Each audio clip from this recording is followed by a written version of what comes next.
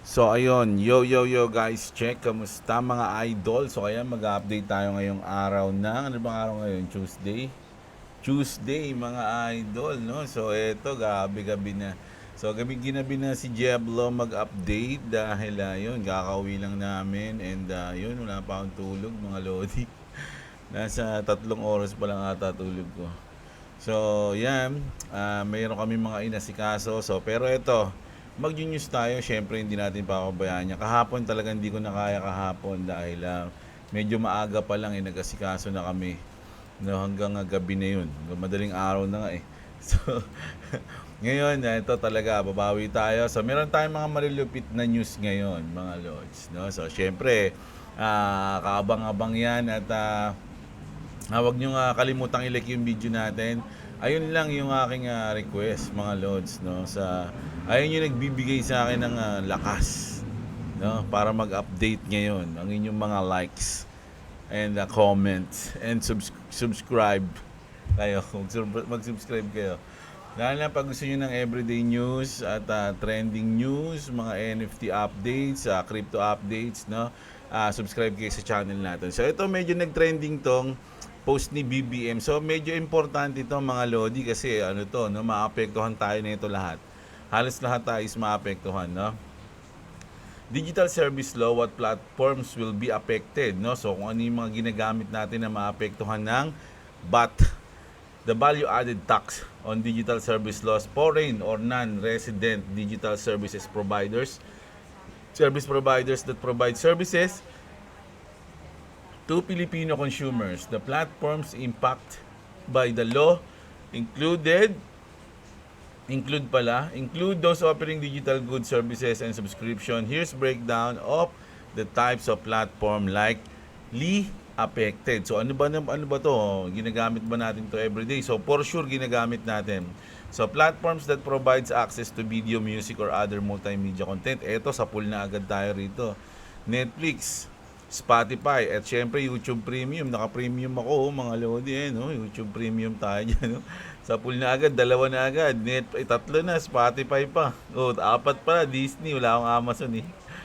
So, 4. Meron tayong Netflix, Spotify, YouTube, Disney. So, sa pool agad tayo ng 4, mga lodi. App Store and software providers, digital marketplaces, and software companies offering applications, games, or productivity tools. So, eto na. For sure, kayo o halos lahat sa pool dito, lalo na mga nag-ML. Yung Apple App Store, Google Play Store, so imposibleng wala kayo niyan. Microsoft Office, ayan, bihira siguro yung mga tatamaan niya, mga nasa office. Microsoft Office eh. Adobe ito, sa pool ako dito, sa Adobe. Autodesk, no? Hindi ko alam yung Autodesk. Freelancing and gig platforms used by freelancers and remote. So ito yung Upwork, Fiverr, at yung TopTal. Ito naman yung mga pinag-iimbakan nyo yung sa cloud, no? Amazon Web Service, Google Cloud, Dropbox, OneDrive, at yung GoDaddy. GoDaddy parang ano yan, nakakaiba. So ano pa ba? O yung e-commerce naman and online marketplace. Foreign e-commerce platform offering goods or service to Filipino consumers. Yung Shopify sa subscription fees. O ayan, meron na pong tatamaan ng bat yan. Yung Etsy, if they charge subscription or listing fees, no? Ayan. So sila yung tatamaan diyan mga lodi No. Tapos online learning platforms. O platforms offering digital courses or training, yung Udemy, Coursera, Skillshare, Linked Learning. O ito yung gaming platform. Nako, sa pool tayo dito. Yung Steam, sila pala yung sa pool. Si Steam, Epic Games, PlayStation Store. Ito lang wala ako niyan, Xbox eh. Ito, meron tayo niyan. Implementation and compliance under the law. These platforms are required to register with the Bureau of Internal Revenue or BIR. No, sila pala yan. Para sa kanila pala to mga lodi. No? PBBM Science Battle Digital Service Law. Yan. Sa kanila pala. Sila yan. Hindi natin problema to. Collect the 12% VAT on transaction with Filipino. Ay, ito pala. Consumers, remit the collected VAT to the Filipino government. For Filipino users of these platforms, the additional VAT may be reflected in their subscription fees, purchases cost, or other charges. Are you using of these sites? Expect some change starting June 1. So sa June 1, ayun na mararamdaman na daw natin yan, mga idol, no? Anong masabi nyo dyan, mga lods? No? Bad trip. It's a form of, ayan na, it's a form of yan, mga lods. So, ito na, mag-news na tayo. Siyempre, si Michael Saylor, unahin na natin. Good news na. So, ang daming good news sa Bitcoin na, kung tutusin. Michael Saylor strategy buys 1,895 Bitcoin worth of $180 million. No? So, goods na goods yan. Binance, ito, dalawa to kay CZ. Dalawa ba? Ayan, dalawa kay CZ. Alam nyo, ngayon bullish na bullish sila CZ sa Bitcoin. No? Binance founder CZ says he advised, ano basa dito? Kyrgyzstan. Kyrgyzstan siguro. CZ says he advised Kyrgyzstan to adopt Bitcoin and BNB as the initial asset for its national crypto reserves. So, ito yung bansa pala to. Kyrgyzstan. No? So, gusto niya kasama yung BNB at Bitcoin sa national crypto reserve nila, no? So, ayun sabi ni CZ. Ito naman, gaano kabuli si CZ? Sabi niya rito, Binance founder CZ thinks Bitcoin price could top between $500 to $1 million this cycle, this cycle. This cycle, mga idol, $1 million. Grabe yan. Ilang times yan? 10 times. 10x, mga loads. Na mangyayari kaya yan? So, ito rin, bullish din to. Si Raul Paul. Alam ko siya to eh. Si Raul Paul pala. Raul Paul. Kala ko Paul. Raul Paul. Sabi niya ito, we are at the very subdued level much like we had in 2013 before the largest bull run of all time. So, ito yung cycle of the debt cycle na pinaliwanag niya, no? So, ito yung 2011, 2013, 14 to 16. Kita niyo yan, mga lodi, yung banana zone. So, wala pa tayo doon, mga idol, sa banana zone, no? Ayun yung hinihintay natin, yung banana zone. Nasa ano pa tayo? Señorita zone. Señorita pa lang yung saging natin, eh. Hindi pa lakatan eh. Ay, ano ba yung mahaba, yung kulay orange yung saging, yung laman. Masarap. Nilito ako dun sa dalawa na yun. So, ito yung 2022-2024 natin. So, ang hinihintay na natin, ito na. No? Ayan na yung ating susunod. Sa tingin ko na pwede mangyari. Magkakaroon ng volatility. Pwedeng bumaba pa siya. Pero yung chances na magkaroon ng banana zone, hindi natatanggal yun, mga lodi. Napakalaki ng porsyento pa rin na magkaroon tayo ng banana zone, di ba? Na nasa stick pa, banana Q stone. Banana Q zone pala, putik stone pa yung nasabi ko. So ayan grabe si Raul Paul yan, mga lodi. Raul Paul. Raul Paul kay. No, ayan So solid yan. Tapos ito yung nasa news natin. Magsisimula tayo dito. No, hanggang mamaya kay Brad Garlinghouse.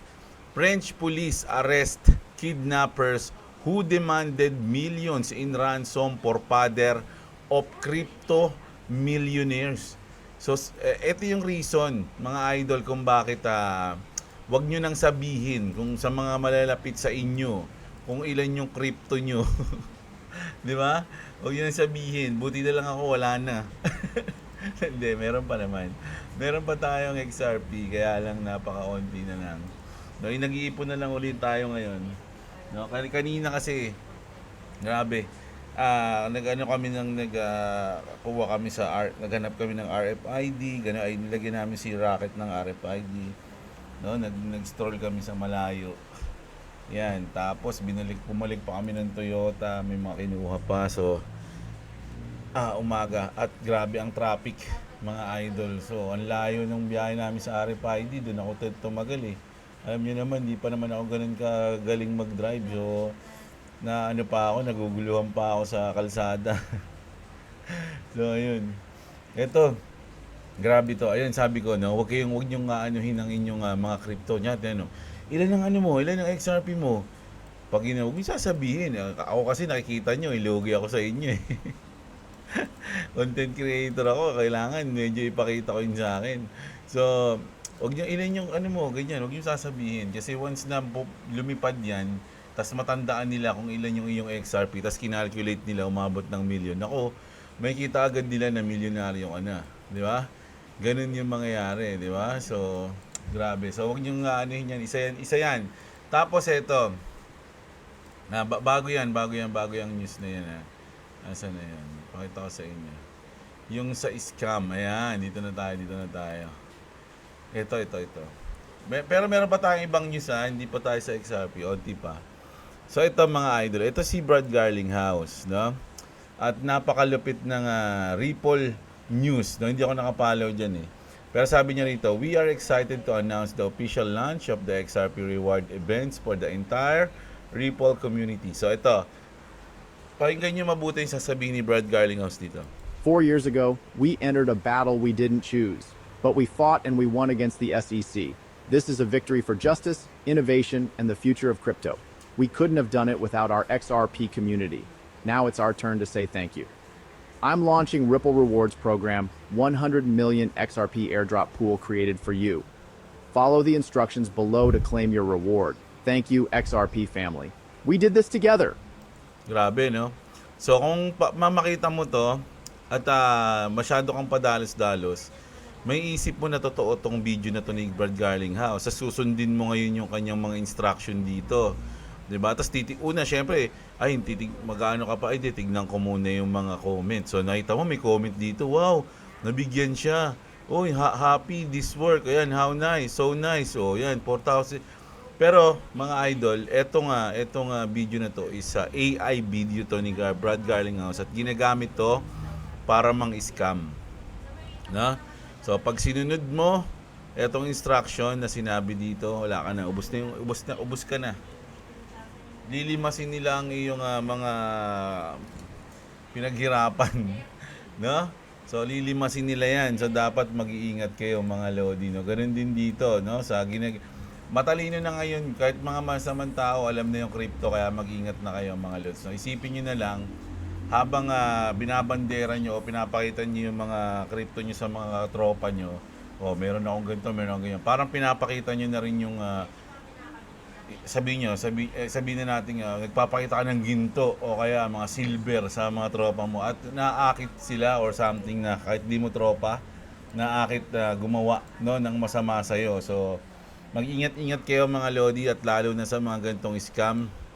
Alam niyo naman ngayon ng AI, no? Akala mo totoo na.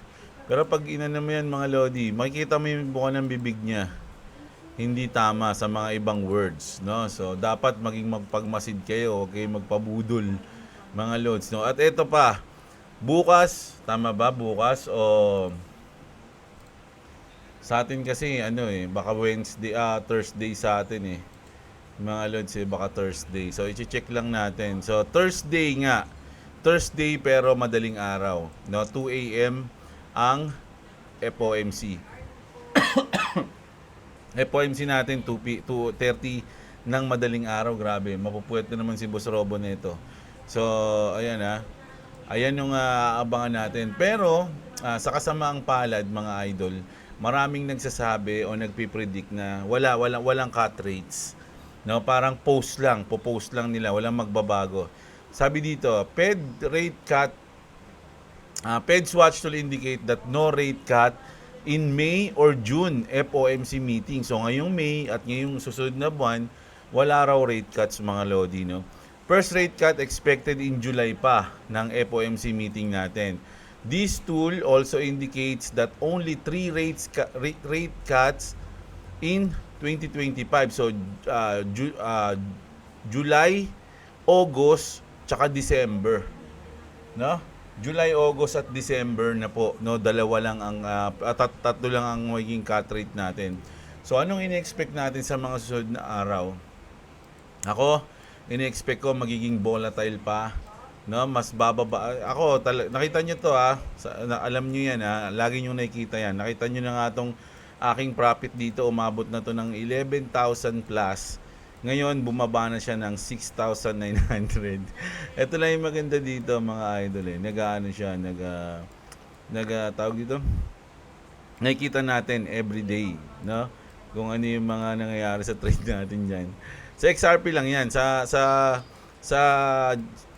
Bitcoin kasi scalping ako diyan, no? So, pero hindi ako nakapag-trade ng mga nakarang araw. Pero bago ako umalis kahapon ng umaga, nakapag-trade pa ako kaya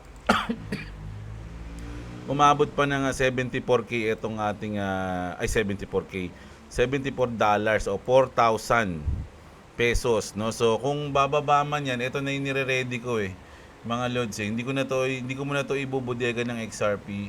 So ang gagawin ko dito, i-ready ko yan para once na bumaba, tamaan yung ating stop loss dito. Ayun na yung natin, iti-trade ulit natin sa XRP, no? O pag maglulong tayo, mag-aabang tayo, mga idol, no? Ganun lang yung plano ko. So, wag kayong sumabay sa akin, pag-aralan niyo yung sarili niyo, mga lodi. Kung tutusin naman talaga, sa totoo lang, wala naman nakakaalam ng galaw ng market, lalo na sa small time frame, no?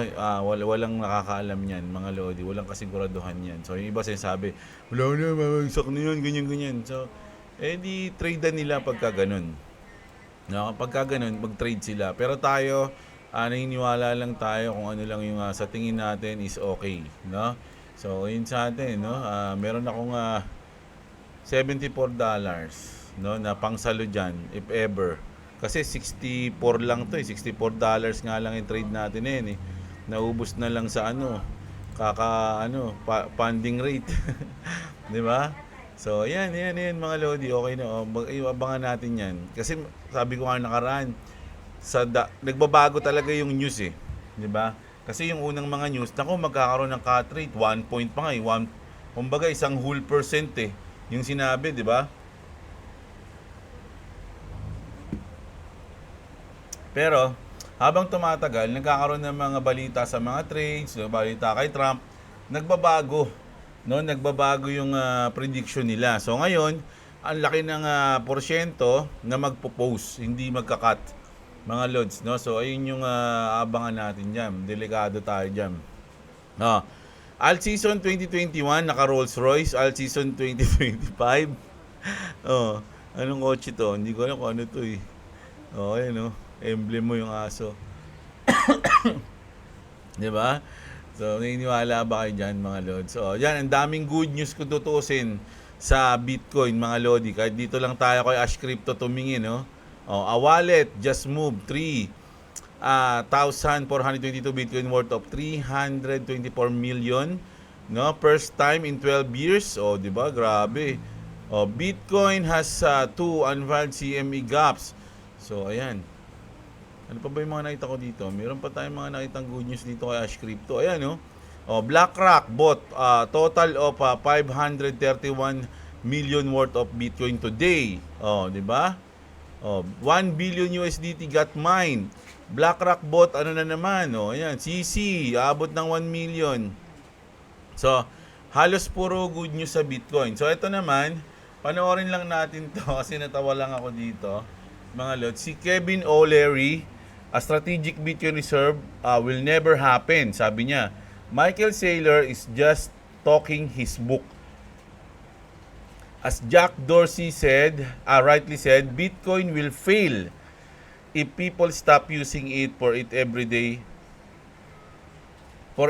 payments and only see it as a store of value. No? So, pakinggan natin Senator Loomis has introduced a bill, the Strategic Bitcoin Reserve Bill. And I want to know if you think that bill is good for America and good for our economy. Thank you. Just a quick fact check. Alberta, Canada has 5 times more oil and gas than the entire United States. So start sucking up right now. Now, Michael Saylor is talking his book, all right? The guy sells stock and pref shares and debt and then buys Bitcoin with it. The stock trades at twice the value of the inherent Bitcoin. That smells like something that ain't going to work long term. Just saying. I like the guy, but it has nothing to do with strategic reserve of Bitcoin, which will never happen because we'll never get buy off on a bipartisan basis. However, what Parang sure na sure siya mga idol, no, nung sinabi niyang which will never happen. Mga lods, no. Pero sabi ko nga sa inyo, ang daming good news ngayon sa Bitcoin. Pero pag kasi ganito yung nangyayari na ang daming good news sa Bitcoin, lagi ko naaalala yung sinabi nung sa UK na Bitcoin is the greatest distraction, no? Greatest distraction to the greatest disruption. So, parang ang mangyayari niyan, di-distract ka lang yan, guguluhin ka, hanggang hindi mo na makita yung tamang dapat mong pag-imbisan. So, dapat magpa-distract. Pero syempre, aralin nyo, Bitcoin okay na okay yan. Store of value, napaka-solid yan. Pero sabi ko nga ng mga nakaraang video, 'di ba? Gaano ba kalaki ang Bitcoin sa tingin mo sa ngayong bull run? 2x, 3x, 5x? Pag nag 3x pa lang yan, mga Lodi, nasa 400 na yan, no? So, sa tingin nyo ba abot ng ganun? Kung sa tingin nyo abot ng ganun, kayo bahala. Pero, kung sa 3x, 5x, doon ay magiging ganun yung Bitcoin, kung meron ka namang chance na makapag-invest sa magte 10x, 20x o 100x, ba't di ka na lang muna doon? 'Di ba? So, nasa inyo yan, mga Lods, nasa inyo. No? Ako, goods na goods pa rin ako dyan, pero hindi ako dyan ngayon mag-invest. Pagka bear market na ulit, saka ako bibili ng Bitcoin. So, ito, medyo nagiging hype ngayon to, si Kenyan, si Sam Altman's to. Kenyan High Courts order Sam Altman's World, no? Yung WorldCoin project to delete all biometric data collected in the country, ruling the project violated consent principles, no? So, sayang yung mga binayad nila, no? Lalo na yung dito sa Pilipinas. Nagbayad pa sila para makolekta yung mga biometric data na yon, pero pinapadelete sa kanya, no, mga idol, no? So, sabi niya ngayon dito, CEO Sam Altman says, this structure won't compromise fundraising abilities for AI development, which may eventually require trillions of dollars, no? So ano to sa OpenAI, mga Lods, no? So kayo, sino ba mga nagpa-biometrics dyan, mga idol? No, kung mga kumita dyan, no? Yung mga kumita. Balik tayo dito. A group of young cybercriminals stole 243 million in Bitcoin, which then escalated into a harrowing kidnapping plot. Mga Lodi, no? So, ang lagi kong nakikita kasi, mga idol, sa mga crime, no, is Bitcoin, no? Sasabihin ni iba, pwede rin naman sa ibang coins, But Bitcoin lang yung inaano mo, pwede rin naman gamitin sa ibang coins. Totoo naman 'yon, mga idol, no, na pwede naman sa ibang coins. Pero kasi ngayon, ang pinakamarami, kung susumahin mo, ang pinakamadaming coins na nagamit sa crime is Bitcoin sa digital, no, digital na payment. So, isa 'yun sa mga red flag kasi, mga Lods, para sa akin, no. 'Yun, sa akin, ganun.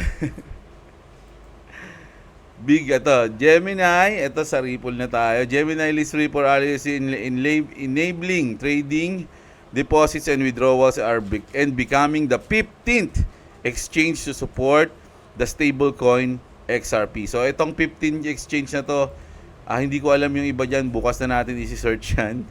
Mga idol, no, nakita ko lang to. Pero syempre good news yan sa Ripple. Ito naman, ito gusto ko to na ito yung una ko nakitang news What happened at Dubai crypto event changes everything, forget the hype. The real game is starting now and one name was everything behind closed doors. So ayan yung nangyaring event to, malaki to, mga idol maraming mga big players yung nagsalita dyan, nagpunta dyan at nag-usap-usap sila. The Dubai event was a turning point until now. Crypto events were all about hype. NFTs, metaverse, meme coins, no? Ayun yung usually na nagpapa-hype sa crypto world, no? Yung NFTs, metaverse, at yung mga malulupit na meme coins na ano, di ba? But this time was different. The narrative has shifted, mga lodi. Nagpalit na tayo ng technique. Now it's all about tokenization, financial infrastructure, regulated stable coins, mga lodi. No? Pag sinabi kasing regulated, talagang ano na yan, mga lodi. No? Medyo panatag ka na. Institutional custody. Ayan, di ba? And the heart of that new narrative, Ripple and XRP, while others, ito importante itong sinabi niya rito. While others chase attention, Ripple is sitting at the tables where the future of finance is being shaped.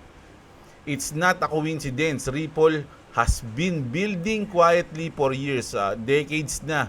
Mga idol na nagbe-build ang Ripple ng rails nila. Kumbaga yung rails sa trend, talagang binibuild na nila yun hanggang makaikot sila ng mundo globally.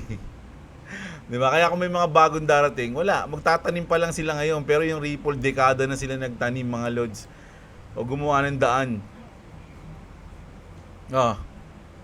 Ripple has been building quietly for years. Banking partnership, regulatory licenses, global payment rails, its own stablecoin coming. At meron na yung RLUSD. Solution for institution and governments. Yes, all of this was on the table in Dubai. No? So ayun yung mga pinresent nila doon. While most projects still dream of disrupting the system, Ripple is already part of the system. Mga idol, no? Napakabigat niyan. Not as a threat, but as a key bridge to the digital era of finance. No? Kumbaga, sa ngayon kasi pagsasabihin natin yan, parang napaka bold. Dahil doon, parang napakaangas mo naman pag sinabi mo na Ripple lang babago sa financial system ng mundo. Parang ganoon. Pero, kung aralin mo, kung titignan mo, oo nga no, parang lahat na sila na kompleto na. Nakompleto na nila. Parang announcement na lang yung kulang. Parang ganoon, di ba? So, ngayon parang wala pa, pwede pang magbago, pwedeng iba na lang, ganyan. Pero hindi eh. Kasi decades na nila tong pinlano at ginagawa, mga lodi, no, para sa araw na to. And here's the real signal. Most attendees in Dubai were not crypto natives. Ang mga nandun is banks, asset manager, governments, financial infrastructure companies. The big money is already here. And they want real solution, which is kayang ibigay ng Ripple at ng XRP. Ethereum, largely absent from the key conversation. So wala yung Ethereum dun, mga lodi, no? No major narrative. Momentum fading. Nawawala na yung momentum ng Ethereum. Institutional relevance declining na. And people were saying it openly. The future belongs to those solving real problems, mga lodi. At alam nyo na, di ba?